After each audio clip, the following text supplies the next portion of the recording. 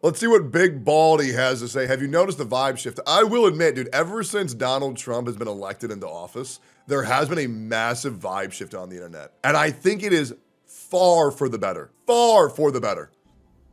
Hi guys, today I wanted to talk to you all about what I believe to be probably the biggest cultural shift that we have ever seen I if agree. you're anywhere around my age, except for maybe September 11th. I think that this Yeah, I ain't gonna lie, bro. 9/11 was crazy. Dude, y'all remember anthrax? Every time you open up mail, you had a chance of instantly dying. Dude, I remember how airports used to just be go in, walk to your plane, you're there. Now it's like, oh, you gotta talk to the people, then you gotta get your ticket, and then you gotta make sure you're there 45 minutes earlier, they won't let you on, and then you gotta scan. And then you got to take your shoes off. Then you got to take your hat off. Got to put everything in a little box. Then you go for the scan. Oh, they maybe found something. Now they got to shove their hand up your ass. Hope they don't find nothing in there. this cultural shift has been observed now for about 2 to 3 years, and when it really was codified as like, yeah, this is happening, it's when Trump won the U.S. election. True. And now in the aftermath of that, I think that you can very clearly see people are emboldened by that, they're galvanized by it, and people are much more willing to share their viewpoints on things that have been much more conservative, much more traditional than what I think a lot of people would, expect or maybe have you believe. And I want to just hone in on that real quick. That people are now comfortable sharing their honest thoughts. Guys, do me a favor. Type 1 if you saw some bullshit on social media that you thought was nuts, but you knew if you said anything, you would be ostracized and cast out for not buying into the mental illness. Let's all be real. We've all fucking felt it. People went off the fucking deep end. And it's crazy how you couldn't merely just say, oh, I don't know about this. Oh my God, you're this phobic. You're that ist. You're a fucking Nazi. It's just like, oh God, this shit's fucking exhausting. And it sucks because, let's be real, and I'm going to say it, guys. I think Genshin Impact community was the poison that started it all. I'll say it. I really do. I think COVID mixed with Genshin Impact put poison in the fucking water that made all the fucking frogs gay. Yep. That game breeds mental illness. We're finally going back to being fucking normal. I believe that everyone should have a right to say what it is that they feel. I truly do, but the reality is we moved very far away from that shit now, didn't we? And so I wanted to talk today about why that actually happened, why I think it happened, and where the culture is going to be going from this perspective, right? From this direction. And so anyway, the first thing you have to do in order to explain where it's going to go is to explain where it came from. So the reason why I think a lot of this happened, and we've had a shift, and before I do that, I'll also explain where I think this shift is coming from. I think that we are shifting away from a more censorship heavy, a more, censored speech heavy, compelled speech heavy. And I think that you're seeing a lot of backlash against, what were considered to be like, protected types of thinking and protected groups of people. You're seeing a tremendous amount of backlash against it. And I think this is mainly evidenced on Twitter, but you can see this in YouTube comments. You can see this in comment sections of any game or like any video. I think that in general, you're just seeing a massive backlash against what people believe to be authoritarian levels of compelled thought and compelled speech. And big surprise, where did compelled thought and compelled speech come from? Where was the genesis of that recently? Definitely from COVID. And I think collectively 1,000,000%. You take all these little fucking monkeys and you put them in their cages for 2.5 years, it's enough to drive anybody crazy. To where they would sit there and they would stew in their own filth, and it made them go off the fucking deep end. Is anybody surprised that COVID scrambled these fuckers' brains? No. However, we're out of our fucking boxes, so let's all just relax a little bit. The government and the social media websites, the way that they handled people that were dissenters during COVID, the way that they handled that caused a schism in the trust of the people into the government, into these companies, into anything. And I don't think that schism, I don't think that disconnect is really going to be mended anytime soon. I think it's probably going to take 10 to 20 years for that trust to be rebuilt, because people would be hearing, oh, well, it's going to take 2 years, or sorry, not 2 years, excuse me, that's actually what it did take, 2 weeks to stop the spread, and just wear a mask, this will solve it. Just take your vaccine, this will solve it. And then there's Texas, who said, yeah, we just don't believe in COVID. Do whatever the fuck you want. Yeah, it's all a conspiracy, brother. The government's trying to pump poison in your fucking veins. I'll be real. Canada took that shit mad seriously. I couldn't even go to the grocery store without a mask and being double vaccinated. I heard people in Texas did not give a fuck from day one. I wish I stayed here, man. And I think that the messaging for COVID in general was very authoritarian in many cases. And I think that also there were countries besides the United States that were even more authoritarian with how they handled COVID. And because of that, guess what happened? You had a lot of people who were like, yeah, this is fucking bullshit. We don't believe this, and we want to be able to think for ourselves. And when they did that on social media, they got in trouble. Now, you can think that that's a good thing, or you can think it's a bad thing. I'm not really going to try to convince you one way or another, but I think that really the big shift for that was COVID is what really started building up that resentment. And then that resentment finally boiled over, and people were able to express it when I believe Elon Musk bought Twitter. Because no, once again, I absolutely agree. I think Elon Musk buying Twitter was actually a great fucking thing to do. He lost a lot of money off it, but I think the amount of people being able to speak their mind is at an all-time high. The other thing that drove people fucking insane is that when people said that COVID was still an issue, the general populace just got bored and said, nah, we're done with it. And everything was fine. It was. And I think that level of we're bored of the pandemic, so now it's over, is really waking people up to just how ridiculous the things that we have to conform to truly are. Before Elon Musk bought Twitter, there was almost no avenue on social media that you could actually speak your mind and give like a honest opinion on things, besides maybe 4chan, right, on Poll. And so besides that, you couldn't really say what you think. You can't say it on Reddit. You can't say it on YouTube. YouTube is probably the most, the most liberal with that. You can pretty much say almost as much as you want. But, YouTube does still have a lot of restrictions, more so than Twitter, for example. You can't say what you want on Facebook. You can't say what you want on old Twitter.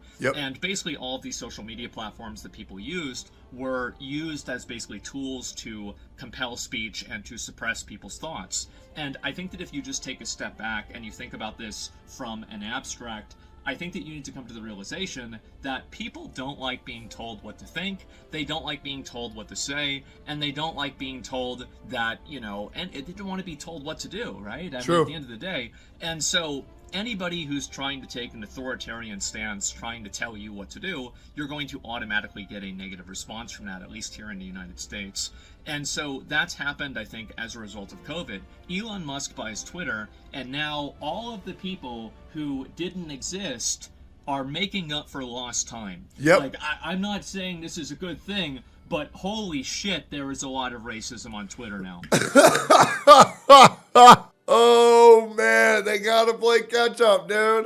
They gotta play catch-up. I'll be real. Maybe I was really in the thick of it, everybody knows. But I've seen the blatant racism on Twitter be there for a very long time. This isn't a new thing for me, but maybe I'm just in the soup too much. Oh my god. And do you want to know why there's a lot of racism on Twitter? I'll tell you why. It's because there's a lot of racist people. That's the reason anybody who can speak English all over the world, except for maybe a couple of countries, a few countries, probably more like it, can make a Twitter account and express exactly what they think. Now, here's my opinion on being racist, and that's a crazy little segue. So I think the problem is for platforms that completely shut down all forms of hate speech whatsoever, it's kind of the mentality that people have where, like, if someone's fucked up, if someone's doing something wrong, you just kind of give up on them, you throw them away, and then you never associate to them ever again. I've never really done that in my life. When any of my friends do something wrong or do something that I'm like, what the fuck are you thinking?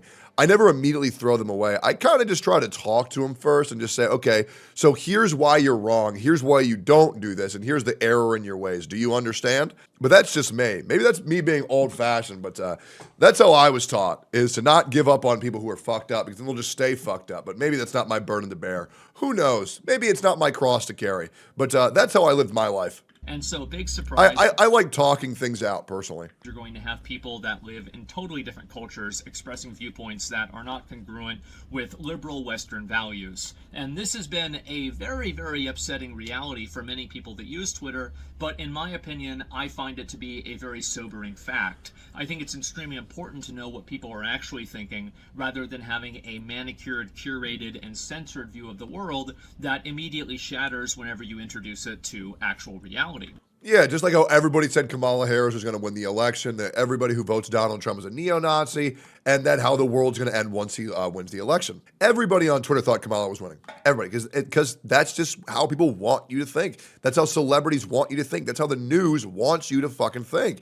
But that's not what happened now, is it? Because I hate to break this shit to you guys, but maybe 10%, 8% of the world actually uses Twitter, and it leans a little bit more towards one way than the other. And we probably know what direction that is. Which is what I think happened with the 2024 election. I think that people imagined this was going to happen because all of the celebrities said this was going to happen. All of mainstream media said this was going to happen. And then the day comes and it's actually something totally different. And I think that what this has really happened is that people are pushing back against basically there is a false god of authoritarianism that a lot of people online have prescribed to. They have been worshiping this false god. And I think that they are doing that because their other previous gods were determined to be false. There's always the quote of God is dead from Nietzsche, but that's only half of the quote. The full quote is God is dead and we have killed him.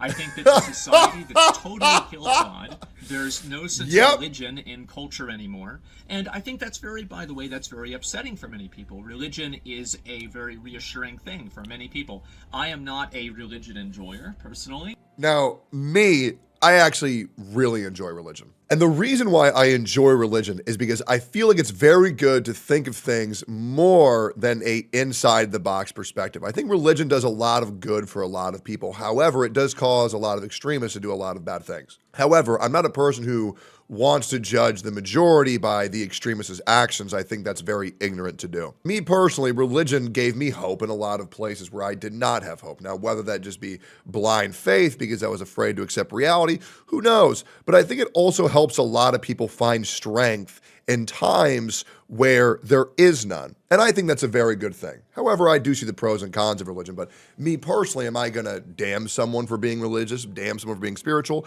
No, not really. I'm very open to the idea of afterlife, spirits, ghosts, this, that, and the other. And I think it's fun. However, I'm also totally okay with people who aren't religious, who don't believe in it. Even people who guilt people for being religious and call them dumb. I'm always down to have a discussion. And I'll be real, every time I've ever entered a discussion with a reasonable person about these topics, it all ends the same. To each their own. And I think that's fine. Not everybody has to believe everything, and not everybody has to not believe in anything. It's completely fine. I think that you guys probably know that. I'm much more of an enlightened... But it definitely helps teaching basic morality. But at the end of the day, I can recognize that it does have an ordering, I guess, like, function in a lot of people's lives. Yep. And so when you're taking that away from people and they don't have access to what would be a way to order the universe and a way to see how things are, they're going to invent their own way to order things. And I think that the way... Nice fence sitting. Yeah, you're right. Anybody who believes in religion is a fucking retard. God is dead and we have killed it. True, man. That they did that was they replaced religion with political dogma. And I think this has happened in a lot of cases. And really, people that attach their meaning and like their identity and like their feelings onto these different movements, I think that for many of them, they're looking for something that religion or some form of like existential reassurance would give them. And I think that the movements, whether it's a political movement, whether it's a social movement, whether it's a social cause, I think that those movements actually for a lot of people now are filling the place that religion previously had. And I think that if you don't think that's true, just look at how they fucking defend them. I swear to God, there's people, you'd get less pushback from blasphemy in a lot of churches. And so, yes, people get very, very, very attached to these things because they built their entire identity off of them. And I think also this is especially true with young people. And with young people, it's that they've had unironic arrested development from COVID. And I think this is true not. Speaking of young people, guys, do you know the quickest way to becoming atheist? Does anybody know? The quickest cause of being atheist is to have Christian parents. And we all fucking know it. Just, it's like, oh, the kids are retarded. No. I think this has happened for a lot of people, including young adults. And so you have people that spend, let's say the ages of, like 15 to 18. Because all we wanted to do was play on a Nintendo 64, but, you gotta wake up and go to church. And if you don't, you're going to hell, sonny. You didn't go to church? Well, now we gotta beat you. Shit, you're gay? We gotta pray it away. Lockdown and COVID, well, big fucking surprise. Whenever they turn 18, they're not gonna know how to act, and they're gonna probably still be acting like 15-year-olds. And so you have people that have been video games are the devil. Basically arrested, and they've taken 3 years of like social development and socialization and just pretty much outsourced it to a social media website that's fed them a worldview that's completely distorted. It doesn't represent anything in real life. And now they go into real life, and the dissonance between what they believe the world should be and what the world is gets bigger and bigger, and I think it makes people angrier and angrier. And I think that that's really where a lot of the hostility is coming from. It's the refutation of those types of people that have used political dogma and social, like socio-political issues, and they've replaced religion with these things. Balls. It is a pushback against those people. And the reason why I think this pushback is happening is very simple. It's because people just don't want to hear what they're saying. And eventually people get fed up. It's actually just that simple. And so for a long time, you were not able to express your disagreements. You were not able to tell anybody that, like, yeah, I don't actually think this is true. This isn't really what's happening. And because you would get banned. But that all changed when Elon Musk bought Twitter. Because when Elon Musk bought Twitter, everybody who had an opinion was able to say what that opinion was, for better or for worse. And I think that we've seen a lot of both of those. And so now what we've had is that we have tons of people that feel, uniquely emboldened in a way that they hadn't really in probably 10 years on social media, given the level of censorship and control. And now people are going and saying what they really think. And I think that they're doing so in a manner that is making up for lost time. I also think this is, okay, so racism is very bad. And it's not good. Holding prejudice against someone merely due to the color of their skin is never a good thing. However,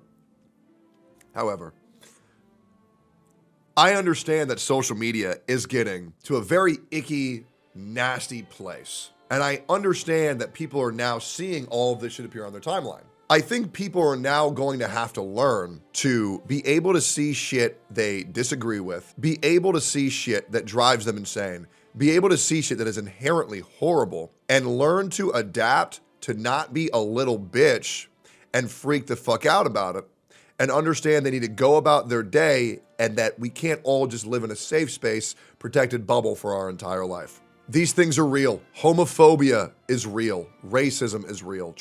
Being transphobic is fucking real. And I don't think it's healthy by just pretending that it's not existing.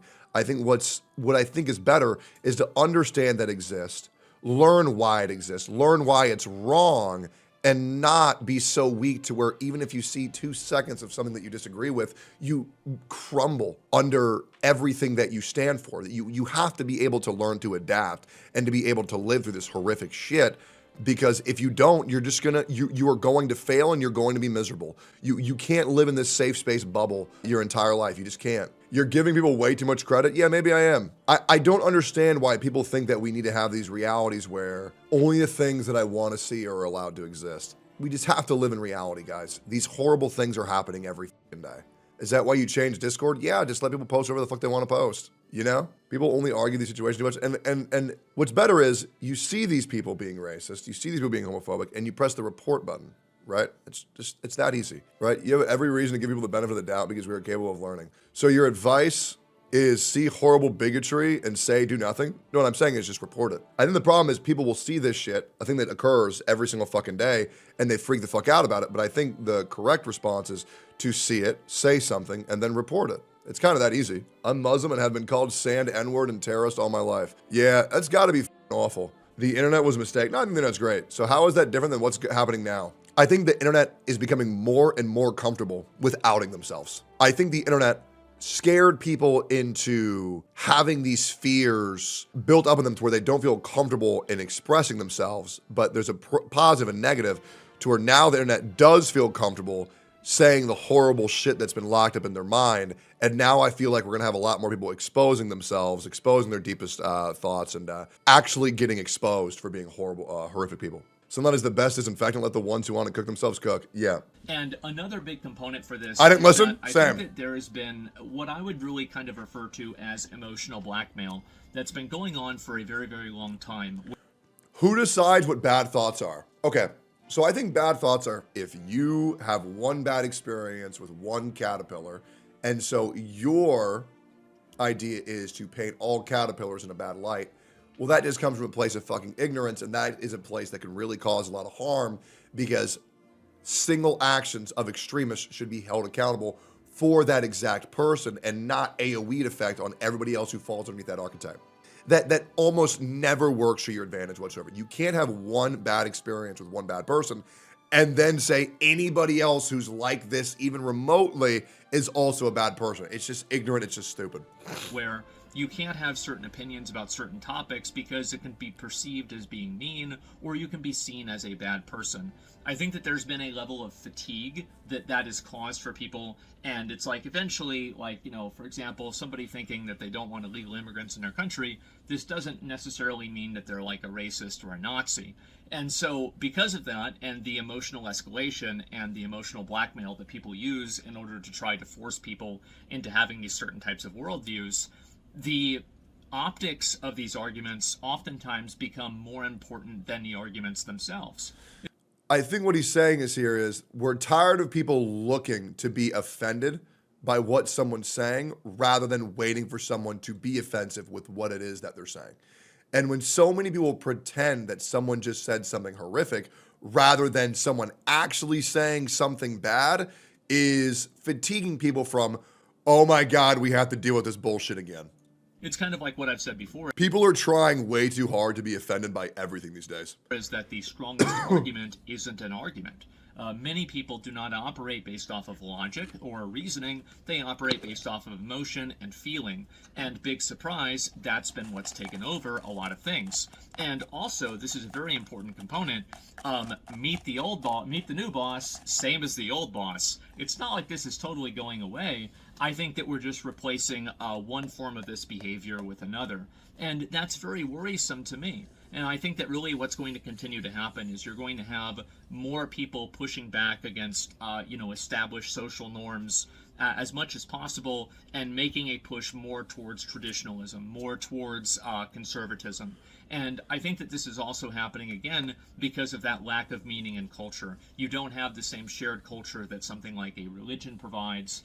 And because of that, you're having tons of people that don't know what to do with their life. They don't know who they are. They don't know what their identity is because the previous things and previous lives that have given them that identity are now being taken away or have been taken away. I think probably the best example of that is with jobs. So when somebody has their job replaced by AI or replaced with automation and they're not able to get a new one or something like that and they are disconnected from the value of their work, I think that again, there's something that's existential that's taken away from that person because now they no longer can take pride and take pleasure in the idea that they have done good work and they are contributing to their community or they are doing something that's positive.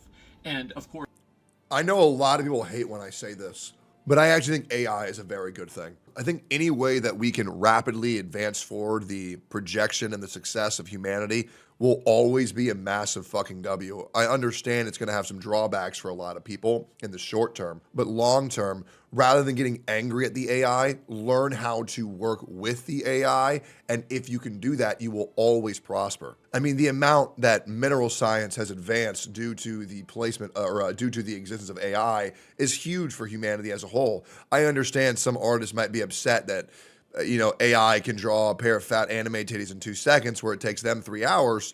But in reality, that's going to make a lot of people come a lot faster. So maybe learn to be an artist that enhances upon the pre-existing AI rather than just damning it as a whole. Because it has a lot of other benefits for humanity in general. Just like a lot of people were probably really upset that horses' jobs were replaced by cars. But the reality is, yeah, I'd just rather ride a car now, wouldn't I? It's just everything is going to be about convenience. And you can't be guilting people for not riding on horseback anymore, man. Like, everything's about convenience. Everything's about the betterment for the species. And it might make some people upset, like horse carriage riders. But, I mean, damn, I fucking love my Genesis GV80. Of course, obviously, why is that? Number one, it's because a lot of these jobs are, computer jobs, and so it's not really as directly evident in the same way that, like, you can do something that's more physical. That's number one. And yeah, and also there's gonna be a lot less is they're horse not shit in really the being street. paid very well. So you have people that have shitty jobs. They're not being paid very well. And guess what? They're looking for some form of meaning in life and somebody to tell them that that worldview is not going to last. Things are going to keep getting better. And anybody that sells that person the solution is going to have a lot of fucking buyers. True. We can't live in this world where people say the world needs to slow down progressing because I'm not ready for that. And we need more people who say, oh, the world is progressing fast and I'm going to be right there along with it. Because the people who fight the progression of the human race are the same people why it's going to be their fault that I can't download my brain into a USB and have immortality. And anything that lets me artificially place my consciousness into another body, I'm right there for it. Okay? Because my ass don't feel like dying. And I think that's very clearly what's happened. So what I expect to see happen now is that you're going to see probably a lot of people who have been pushing back against the culture of, like, cancel culture and people getting, banned for having wrong opinions on things. Obviously, it'll still happen sometimes. I don't know, maybe I've got an example of that one way or another. But I think that, of course, sometimes that will still happen, but it has been much less common. And you're even seeing things like, I think that another benchmark for this is that, you can look back at the Hogwarts legacy, the debacle with that and how angry everybody was with J.K. Rowling. And now that there's a new Harry Potter project, the studio that's doing it has even said, it's her freedom of speech. She can think what she wants. And so I think that is a tremendous divergence from what previously was the case, where you were not able to have certain opinions about certain topics like that. J.K. Rowling had controversial opinions about trans people. Whether you agree with them or not, you have to acknowledge that they were controversial with a lot of people. And because of that, people didn't want Harry Potter existing anymore, right? I also think it's fucking ridiculous when this whole new thing takes craze over the internet and people expect immediate acceptance. Nobody can give people time to just understand things. It's either you're with them or you're against them. And if you're against them, you're a Nazi, you're a horrible person, and you deserve to die. There are complex subjects that appear every single day, politically and political and non-political. And the problem is, people always want to put you in a box. Nobody can just not understand that maybe people just don't understand. And they don't understand what their viewpoint is. You can't expect people to understand and accept everything within minutes of something new globally happening. Guys, you got to understand, being transgender is a very complex thing that a lot of people don't get. It's a new thing to a lot of people, and it confuses a lot of people. It really does confuse a lot of people. And you need to give people time to understand, or at least let them feel how they want to feel about it. Because it's hard for these things that most people never knew about start to exist, and then, it's just a complex subject, guys. Okay? We're not going to guilt Timmy in 3rd grade for being confused about multiplication. So why are we being upset at my grandpa for not immediately understanding it when for 80 years that's just not how it was, right? it takes some people some time, and I think we need to be more understanding of that. Right? And I think that after that kind of reaches its logical conclusion, where it's no longer seen as a reasonable response, and now it's just like an overcorrection that is fueled primarily by anger and frustration, then you're really going to see people kind of lose interest with that type of movement. And I think that's exactly what's happened. I think that a lot of people are just tired of having their opinions dictated to them. They're tired of not being able to think things that they believe are just a priori knowledge. Like, this is just, it is known to be the case. Obviously, there's the difference between men and women, etc. And this big split has happened.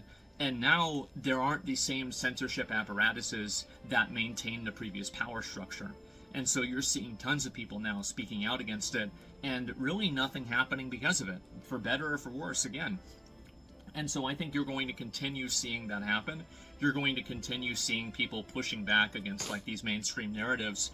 And I think that the pushback will eventually become just as oppressive as the narrative originally was, because that's the way the pendulum always swings. Things always keep going until there's too much, and they always stop when there's too little, right? That's it. And so, you know, people love to radicalize, people love to become extreme, and I think the internet has provided a perfect place for people to radicalize themselves. And I think it's happened because of the lack of meaning with religion. I think it's happened because of the lack of meaning with, gainful employment. I think it's happened with the lack of meaning culturally. There's no sense of, shared culture in the U.S., at least not as much as whenever I was a kid, I would say. And I think you put all these things together, and you have an existential crisis that an individual has, and they're looking for anybody to replace that. And where a lot of these socio-political movements come from, that's why you're seeing a lot of people get back more into religion now. I think that religion is making a pretty big comeback, and I think the reason for that is because people are looking for that antidote of modern existence. They're looking. Absolutely. I also think I don't conform to any specific religion, but I take bits and pieces from every single one that kind of line up to my understanding and my expectation of the world, the reality, and what comes after. Agnostic is the word. I think completely saying this religion is correct and everything that it's ever said is always going to lead you to generally a place of, wait a minute, this religion said what? And I think putting yourself in a box is never a good thing, but being very clear and specific about everything it is that you believe in and what you don't believe in is a lot more interesting and compelling than just saying, yes, everything that a Christian is, I agree with, when you go back centuries upon centuries and it's like, oh yeah, you need to be killed if you wear cotton. Now I understand, for gay people, for a long time, man have sex with woman, man have sex with woman, have child. What you mean man have sex with man? What you mean woman have sex with woman? Me no get it. I'm understanding of those people who don't fucking get it. Okay, you don't get it, that's okay, take your time, we can talk again later. Right? It's like when somebody grows up with the way this shit is for 50, 60 years of their life, and then all of a sudden they hear, oh, there's this new thing. I understand that it takes people time. Looking for the way that they can order the world that makes sense, because the way that people are talking about it on the internet. Do you believe there's a really God? Doesn't. Yes, I actually do. So I wanted to talk about this because I think it's a very interesting thing, and I think it's going to shift the way that all media is portrayed. Now, obviously, things like this are a very big boat. It takes a long time to turn, but you can already see that happening with people that had previously problematic opinions, etc. Just kind of get ignored in a way that I don't think would have happened 3 or 4 years ago. And if you want my personal opinion on the whole thing, I think that's a good thing. I feel like the amount of, as I said before, emotional blackmail and censorship and compelled speech that was on the internet for, I'd say the last, from 2017 or 18 to 2022, somewhere around there. I think that it did radicalize a lot of people. I wouldn't really consider myself radicalized, but I would consider myself very aware. I like the current space because now all the ugliness is out there. It's all there. And now people can get a realistic worldview of what to expect. And then when there's all this ugliness, all this bitterness, all this resentment, all this hatred, we can see it, correct it, and move on. It doesn't matter how long you pretend that your room isn't dirty by not looking at it. You eventually got to clean it up. And I think the more times I see people with these horrible opinions, a conversation can really change a lot. But I know that's not the thing that the internet wants me to say. But I think one good conversation where you just try to explain things to these people who are just, very hurtful to a lot of people can oftentimes change them quite a lot. I'll be real. My relationship with my father was very bad for a very long time. It was very bad. And once I kind of explained to him how much he hurt me, how much the things he said aren't acceptable in today's day and age anymore, he was like, "Oh God, you're right." And now I fucking love my dad, and we're in a very good situation now. But I didn't want to give up on him. But that's just me. Maybe I have a bad habit of not giving up on people who otherwise I should be giving up on. And now I am extremely skeptical of any type of censorship. I'm very skeptical of any type of, compelled thought or compelled speech. And I'm in general the kind of guy that believes that the best, reaction to, bad speech is good speech that counters it. And, in the free marketplace of ideas, the best ideas will usually win out. So I wanted to make this video and talk about it because I've never really had the opportunity to really formulate what I really believe with this kind of stuff. And hopefully you guys can kind of see how this shift has happened and how you've observed it yourself. And I'd be curious in the comments, other kind of barometers or temperature checks you've seen and where you've kind of seen, oh wow, yeah, things really are different now. And I feel like we're going to continue seeing them become more and more different than what they were. And in general, I can see that becoming a bad thing, but also, especially with people being able to think for themselves and no compelled speech, etc. And I think this is a very good thing. So overall, I do think it was all pretty much started with Elon Musk buying Twitter, because it was the first break in the giant wall of thought policing and compelled thought on the internet. As soon as Twitter opened up, then everybody came through and exposed all of the weaknesses in that ideology. Oh, yeah. And I think it pretty much destroyed it. So we'll see how things go. Obviously, anything like this doesn't happen overnight.